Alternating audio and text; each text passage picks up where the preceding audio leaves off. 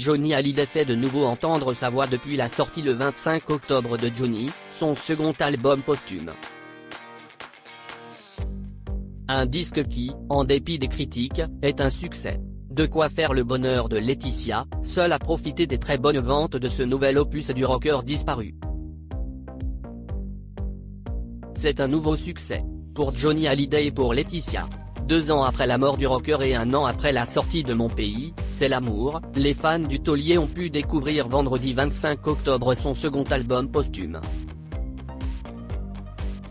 Sobrement intitulé Johnny, ce nouvel opus ne contient cette fois pas de titres inédits mais propose de redécouvrir certains des plus grands tubes du chanteur dans une nouvelle orchestration symphonique.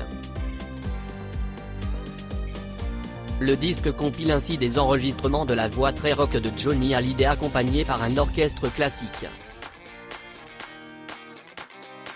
Un projet validé par Laetitia qui a pu étonner mais qui a immédiatement séduit le public. L'album posthume fait un carton depuis son arrivée dans les bacs. En moins de 72 heures, il s'est écoulé à près de 97 425 exemplaires. Un succès qui ne se dément pas depuis.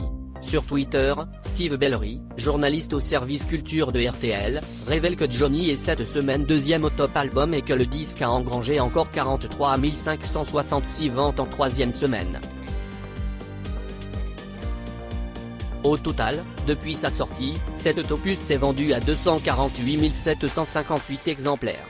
Des chiffres hors streaming précise le journaliste, mode d'écoute de la musique très prisé aujourd'hui.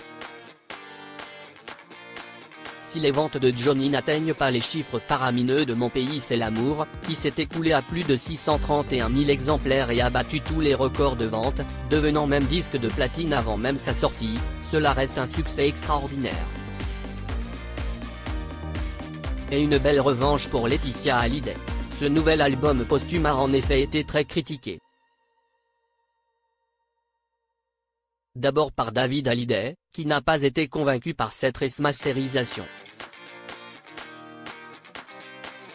Début octobre, dans Touche pas à mon poste, Bernard Montiel, n'avait pas été tendre non plus avec le projet en expliquant que tous ceux qui avaient entendu le disque avaient été choqués. Quant à Eddie Mitchell et Jacques Dutronc, les 2 complices de Johnny du temps des vieilles canailles, ils ont été jusqu'à qualifier l'album de truc d'outre-tombe.